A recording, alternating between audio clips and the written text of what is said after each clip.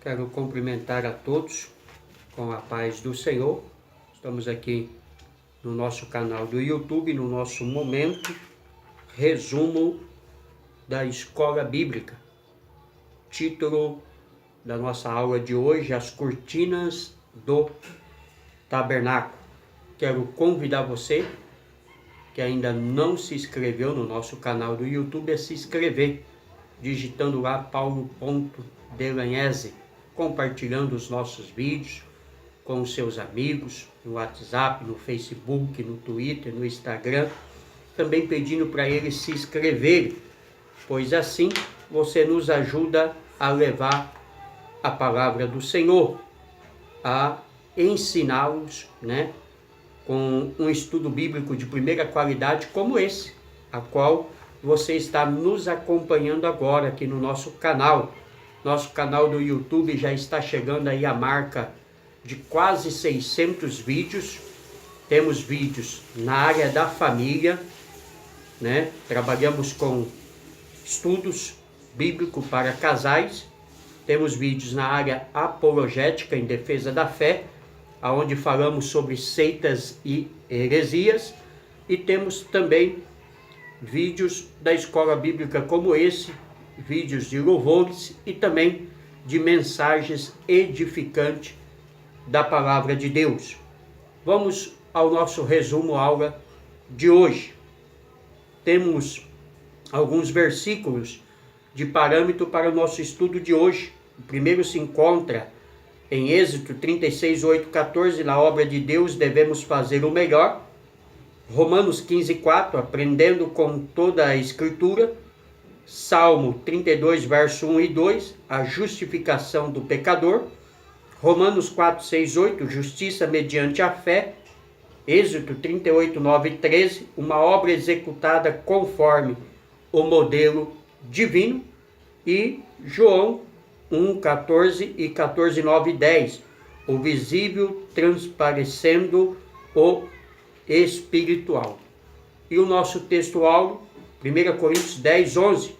Ora, tudo isso lhe sobreveio como figuras, e estão escrito para aviso nosso, para que quem já são chegados o fim dos séculos. A verdade prática nos diz, comparando as coisas simples do tabernáculo com as celestiais, aprendemos as verdades que nos levam ao crescimento espiritual.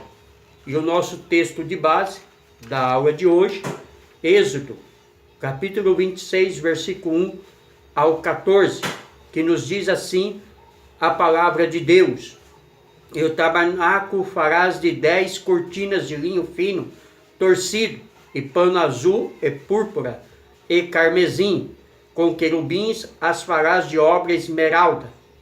O comprimento de uma cortina será de 28 côvados, e a largura de uma cortina de 4 côvados.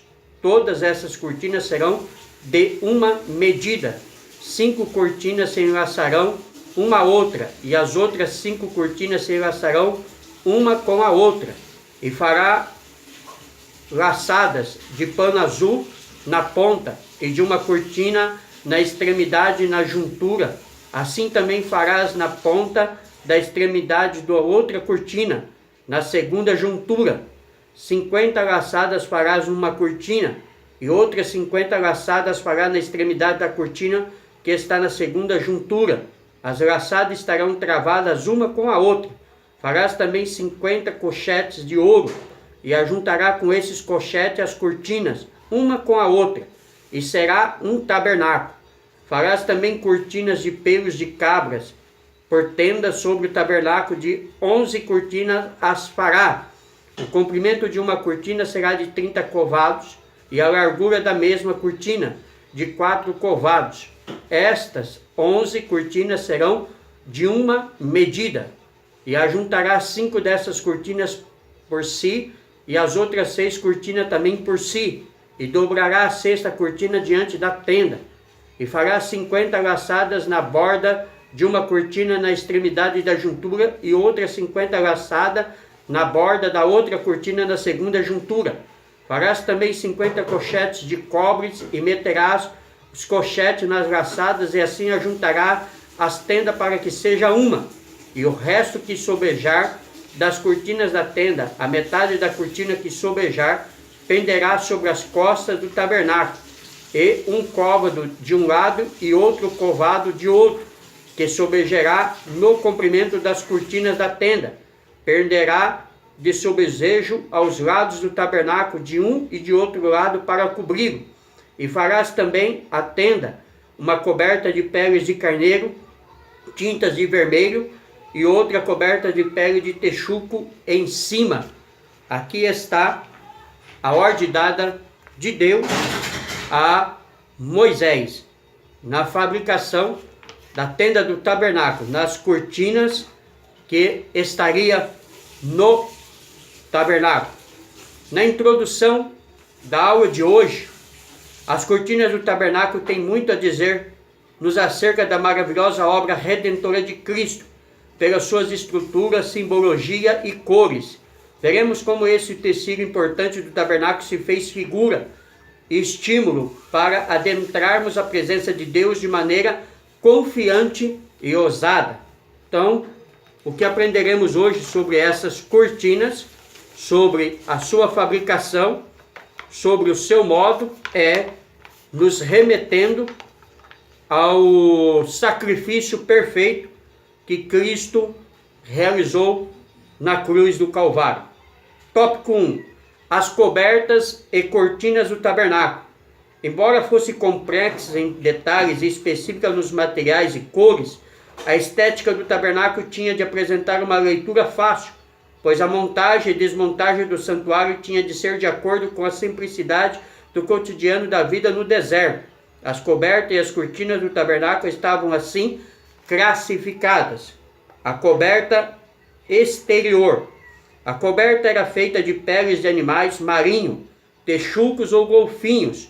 O desenho não expressa beleza exterior ou algo que chamasse atenção. Tratava-se de um material para resistir às intempéries no deserto. Era rústico. A estrutura na qual repousava a coberta era feita de madeira de acácia e revestida com ouro para sustentá-la. Êxodo 26, 18 ao 30. Ora, imagina uma estrutura de madeira de acácia forrada com ouro por dentro e coberta de peles de animais diversos por fora. Assim era o tabernáculo. Inevitável não correlacionar a estética exterior do tabernáculo com a humanidade do nosso Salvador, Jesus Cristo, que se fez carne entre nós. João 1,14. A profecia de Isaías acerca da humanidade de Jesus é vivida, porque foi subindo como renovo perante ele, e como raiz de uma terra seca não tinha parecer nem formosura, e olhando nós para ele a nenhuma beleza vimos, para que o desejássemos. Isaías 53, versículo 2. Ou seja, olhando para a cortina, olhando para o tabernáculo, não havia beleza. Olhando para Jesus, também não havia beleza, segundo o profeta Isaías. As cortinas internas. Por baixo da coberta exterior havia uma coberta de peles de carneiro tingidas de vermelho. Versículo 14. Por debaixo das peles de carneiro havia outras cortinas feitas de pele de cabras brancas, sem ser tingidas. Êxodo 26, 7, 13. Por último havia uma quarta cortina que podia ser vista somente ao lado de dentro do tabernáculo. Era uma cortina feita de linho branco e fino, com bordados das figuras de querubins.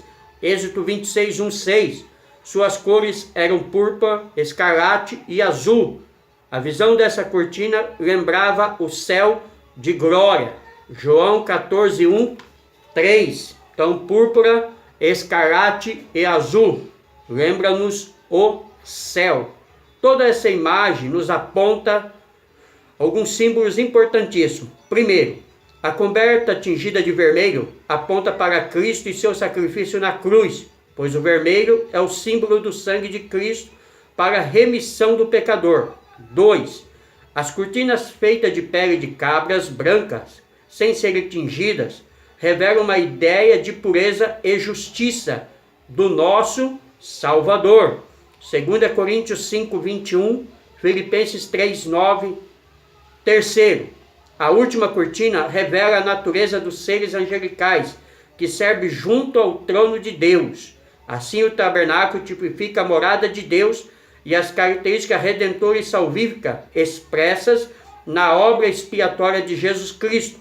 Salmo 32, verso 1 ao 2 e Romanos, capítulo 4, versículo 6 ao 8, nos mostra todo esse parâmetro realizado de redenção de Cristo e tipificado nesta grande obra executado por Moisés e direcionado pelo próprio Deus ao seu servo. 2. O cortinado do pátio do tabernáculo. A simbologia descritiva das cortinas do tabernáculo. Descrever a importância das cortinas do tabernáculo e não considerar seu valor espiritual é tipológico significar ignorar o propósito integral do texto narrativo acerca do santuário. Ora, a precisão dos detalhes de cada peça e material usados para construir o tabernáculo servia de ensino das verdades acerca das coisas espirituais. Por isso a madeira, metais, tecidos e tintas especiais usadas no pátio do santuário remonta a uma tipologia singular com relação às pessoas e obras de Jesus, o Senhor e Redentor nosso. Então a simbologia descritiva das cortinas do tabernáculo representa o nosso Redentor, nosso Senhor, Jesus Cristo, a qual consumou na cruz do Calvário a minha vitória e a sua vitória, a nossa redenção pelo seu sacrifício perfeito. O significado de separação. O ambiente entre a cerca e o tabernáculo era o pátio. Havia um cortinado branco de linho fino torcido que, por objetivo, tinha a fazer separação dos pecadores para adentrar ao pátio. O pecador deveria levar a sua oferta pelo pecado. Assim, as cortinas faziam a separação entre o santo e o profano. Êxodo 38, 9 ao 13. Pecador não podia entrar à presença de Deus. Primeiro, tinha que lavar os seus pecados, apresentar o seu sacrifício diante do sacerdote, para depois poder adentrar à presença de Deus. Hoje, nós só adentramos a presença de Deus quando reconhecemos os nossos pecados, quando deixamos a nossa vida ruim, pecadora, mentirosa, de prostituição, de homossexualismo, de bebedice, de tudo aquilo que desagrada ao Senhor. Nesse sentido, a imagem do cortinado de linho torcido simboliza a pureza de Deus no mundo de impureza e o símbolo da santidade e pureza de Jesus, pois como homem nosso Senhor não teve mácula, conforme ele mesmo indagou de seus opositores: quem dentre vós me convence de pecado? João 8, 46. Ou seja, Jesus reafirma diante dos seus algozes, diante dos seus acusadores, diante dos religiosos, dos fariseus, dos escribas, que ninguém podia acusá-lo de pecado, ninguém podia convencê-lo que ele é pecador, porque a Bíblia diz que não houve engano, não houve mentira, não houve pecado na boca do Senhor. Jesus é o Cordeiro de Deus perfeito, que morreu para nos garantir o céu, para nos garantir a redenção perfeita. Porque todos os animais, por mais perfeitos que eles eram, como era a ordem do sacerdote, como era a ordem de Deus, perfeito, sem defeito, representava algo que seria realmente perfeito, que seria o Cordeiro de Deus, porque aqueles animais morriam, mas não conseguia tirar o pecado. Eles apenas apagavam os pecados temporariamente, mas com o sacrifício perfeito, de Cristo na cruz, já não há mais necessidade de novo sacrifício de animais. O autor aos Hebreus nos deixa claro que o sacrifício de Cristo foi perfeito e não precisa ser renovado, porque não havia pecado no Senhor Jesus. Aqui há uma distinção importante que deve ser feita em relação à antiga aliança na nova aliança. A igreja de Cristo não se fecha dentro de uma cerca, mas está pronta para receber qualquer tipo de pecador, uma vez arrependido, que confessa o senhorio de Jesus Cristo em sua vida. Ou seja, a igreja que confessa seus pecados, que confessa o Senhor, que entrega a sua vida unicamente ao Senhor, esse alcança perdão dos seus pecados. Esse alcança a misericórdia de Deus sobre a sua vida. O significado de santidade. Santidade é a separação absoluta do pecado e dedicação exclusiva a Deus. Então, santidade é separação do pecado e dedicação exclusiva a Deus. Não tem como uma fonte jorrar duas águas, doce e salgado. Não tem como plantarmos melancia e colhermos melão. Eu sou da roça, sou do interior. Já fiz plantação, já colhi e sei muito bem que se colhe o que se planta. Então, ou você é santo ou você é profano. Ou você é pecador ou você é liberto do pecado. Não tem essa de, eu sou crente, mas meu braço não é. Eu sou crente, mas a minha boca não é. Não. As nossas atitudes têm que ser atitude de quem foi salvo, de quem foi liberto, de quem foi transformado. Não importa se antes você era um assassino, uma prostituta, um homossexual, um drogado, um criminoso. Se você aceitou Jesus, se você passou pelo Calvário, se você entregou a sua vida ao Senhor, as atitudes suas precisa ser mudada, precisa ser colocada aos pés da cruz. Por isso as cortinas da cerca do pátio e do tabernáculo, bem como tudo dentro dele, revelam santidade. Não podemos jamais desconsiderar a seriedade do chamado para vivermos uma vida santa. Os tempos atuais nos desafiam a viver um estilo de vida na presença de Deus, manifestando a santidade e a pureza de Cristo Jesus. Tá? A Bíblia diz que sem santificação ninguém verá o Senhor. Ou seja, só verá o Senhor, só irá ser arrebatado, só ouvirá o toque da trombeta quem santificar a sua vida a Cristo. Senão, ficará para a grande tribulação. Senão, sofrerá na mão do anticristo. E só poderá ser salvo mediante o seu próprio sangue sendo derramado. Tá? Hoje é de graça. Hoje só precisamos mudar a nossa atitude e nosso caráter e reconhecer a Jesus. Mas após o arrebatamento da igreja, não será assim. Ter a consciência da santidade bíblica significa ter a disposição para viver na contramão do mundo. 1 João 2,15.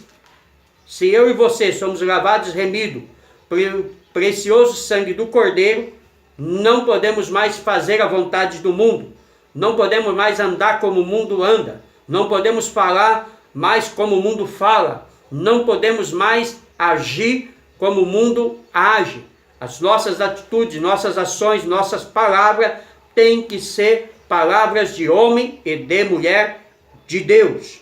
Subsídio vida cristã, santificados pela cruz. Jesus ainda faz a mesma oração hoje em dia, para que todo crente seja santificado. A santificação nos torna um com o Senhor Jesus. Hebreus 2:11 e 2:12 é que sem santificação, como já citamos, ninguém verá o Senhor, e nos faz santo como Jesus. Precisamos ser igual a Ele. Somos imitadores de Cristo, como Paulo era. Paulo escreve em 1 Tessalonicenses 4:3, esta é a vontade de Deus, a vossa santificação. Assim é da vontade de Deus que todas as almas sejam salvas de todos os pecados, os atuais e o original. Os pecados atuais são os que cometemos voluntariamente, ao passo que o pecado original é o que herdamos do primeiro Adão. Todo o pecado é limpo pelo sangue de Jesus Cristo.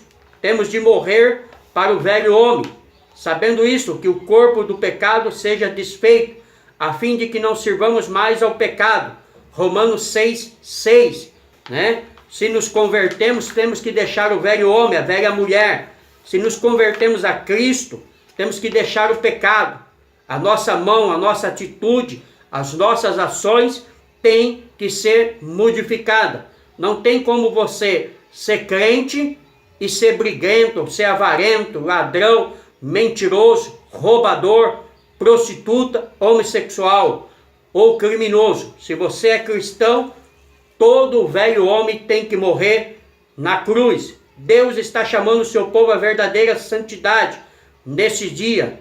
Agradecemos a Ele pela bendita luz que está nos dando, de sorte que se alguém se purificar dessas coisas, será vaso para a honra, santificado e idôneo para uso do Senhor e preparado para toda boa obra. 2 Timóteo 2:21. Ele quer dizer que temos de ser purgados da impureza e de todos os tipos de pecado. A santificação nos torna santo e destrói a linhagem do pecado, o amor ao pecado e a carnalidade. Ela nos purifica e nos torna mais branco que a neve. Ou seja, quando entregamos a nossa vida a Cristo, o sangue de Cristo nos purifica de todo o pecado e toda a mancha do pecado, aquela negridão, aquela escuridão sai e se torna branco como a neve. Tópico 3. As cores da cortina do tabernáculo. O significado especial das cores. As cores usadas na estrutura do tabernáculo tinham um significado especial. Por meio delas, o povo de Israel perceberia o símbolo da manifestação da glória de Deus nos sacrifícios que fossem apresentados. Havia uma ordem em que as cores eram mencionadas. Primeiro, azul. Segundo, púrpura. 3, carmesim. E 4, branco. Essas cores estavam na porta da entrada, que dava acesso ao lugar sagrado, onde, por meio do ministério do sacerdote, o pecador encontrava-se com Deus. Assim, toda vez que alguém entrava por essa porta, deparava-se com a simbologia das cores. Para nós, os discípulos de Cristo, essas cores apontavam para a obra de Cristo, que envolve a remissão do passado, do presente e do futuro, a obra completa da salvação. Vamos agora entendermos cores por cores, para vermos como foi feito perfeitamente o sacrifício de Cristo na cruz. Primeiro, a cor azul celeste, Êxodo 27:16, é uma cor que remete ao céu e indica a origem celestial de Cristo e sua divindade. Nosso Senhor era verdadeiramente homem, verdadeiramente Deus. Ele veio do céu, mas fez-se homem na terra. João 1:14. Ou seja, Jesus veio com duas naturezas, a humana e a divina. Esse é o título de uma mensagem que ministramos. Depois da sua ressurreição e vitória contra a morte, ele foi recebido no céu, revendo aquela mesma glória de antes que o mundo existisse. João 17:5, é a oração sacerdotal, a oração que Jesus diz: revela, Pai, a glória que eu tinha contigo antes que o mundo existisse. Também Filipenses 2:5-11, Efésios 1:20-23, por intermédio do Espírito Santo, nosso Senhor edifica e zela pela sua igreja, a noiva, em que um dia brevemente buscará. Hebreus 12:24, João 17:9-20, Romanos 8:34, 1 Tessalonicenses 4:16-17, fala-nos do arrebatamento, do encontro da noiva, do casamento do Cordeiro com a sua igreja. Ou seja, eu e você somos a noiva de Cristo. Eu e você somos a igreja que será arrebatada se permanecermos fiéis. Porque não é a igreja na totalidade que será arrebatada.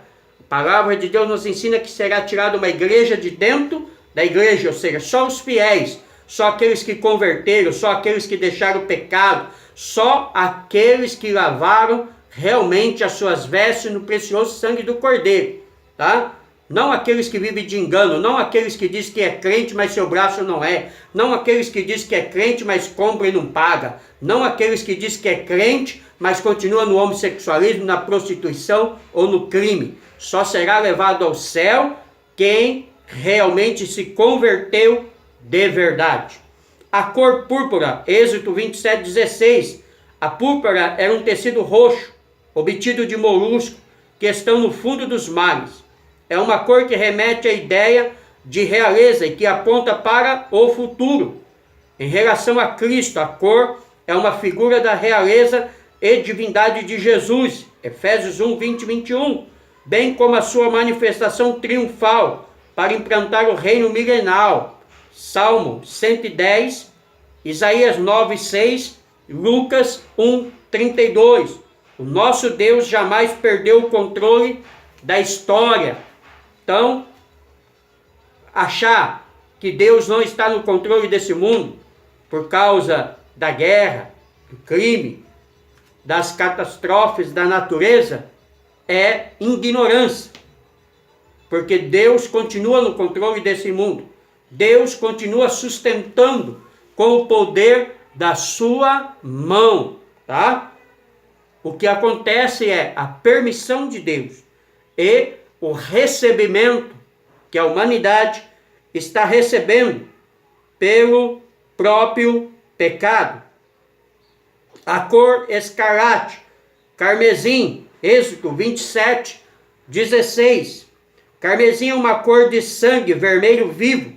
Se por um lado a cor projeta o vitupério do Calvário e o triunfo da obra salvífica de Cristo, por outro, ela aponta para a glória vindoura, do reinado do Rei dos Reis e Senhor dos Senhores. Zacarias 14:9, 1 Timóteo 6:14-15, Apocalipse 19:11-16, fala-nos do triunfo de Cristo contra o mal.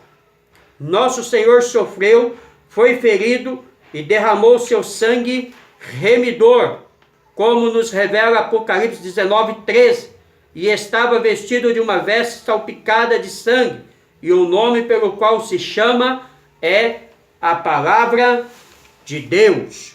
Então o Senhor venceu, tá? Ninguém matou o Senhor, ninguém tirou a vida do Senhor. Ele deu de livre e espontânea vontade, ele deixou isso muito bem claro a Pilatos. E para os charlatões que dizem que se Cristo vier nesse século 21, farão pior, é engano, porque Cristo veio como homem na primeira vinda, mas agora ele vem como Deus, e com o sopro da sua boca, ele destrói todo o inimigo. A cor branca do linho torcido é um ponto anterior. Tratamos dessa cor para falar da santidade de Cristo, num sentido especial. O linho torcido é o tecido rústico e batido que lembra a humanidade de Jesus e seu sofrimento em nosso lugar. Embora também o fato de que a morte de Cristo tornou-se fundamento da justiça em nosso favor. 1 Pedro 1:18-19, Apocalipse 1:5. A cor branca lembra a purificação, lembra a remissão do pecado, a santificação que Cristo nos deu através do sacrifício do Calvário. Subsídio, vida cristã até a morte. Chegamos à última noite da vida do Senhor. Ele está com os discípulos no cenáculo. Aqui acontecerá o ato final entre eles, a consumação de toda a sua vida. Há um detalhe nesse ato que o Senhor não deixou claro para muitos. eles se sentam em volta da mesa para cear. Jesus tomou o pão, partiu e o instruiu a tomar e comer. O que ele quis dizer com isso? Considerando que ele estava presente na carne, qual foi o significado do partir o pão? Através deste ato, o Senhor Jesus Cristo declarou diante de Deus, diante dos anjos e diante dos homens, que ele não hesitaria em morrer pelo mundo.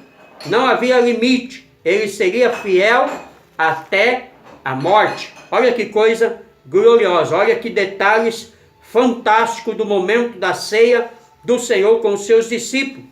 Assim como ele tinha sido fiel em vida e vivido cada dia consciente de tudo o que acontecia ao seu redor, agora ele cravaria o seu inteiro na cruz, seria fiel até a morte. O real propósito de tornar-se um cristão não é tão somente ser salvo do inferno e ir para o céu, é tornar-se filho de Deus, assumir o caráter de Jesus Cristo, permanecer diante dos homens e, caso necessário, até ser sentenciado à pena máxima, à morte, recusando-se a pecar, não aceitando curvar a cabeça diante de Satanás, preferindo morrer a desonrar o Filho de Deus. Esse é o grande objetivo de qualquer cristão salvo. Se o caráter de Jesus Cristo entrou em você e em mim, então, em termos de propósito, isso nos tornou como Ele, fez-nos de fato como Ele. Bendito seja Deus, o seu Espírito nos é dado, bendito seja Deus, o seu Espírito nos é dado, bendito seja Deus, por essa mesma fidelidade inextinguível que caracterizou o Filho de Deus. Ou seja, a nossa redenção. Conclusão.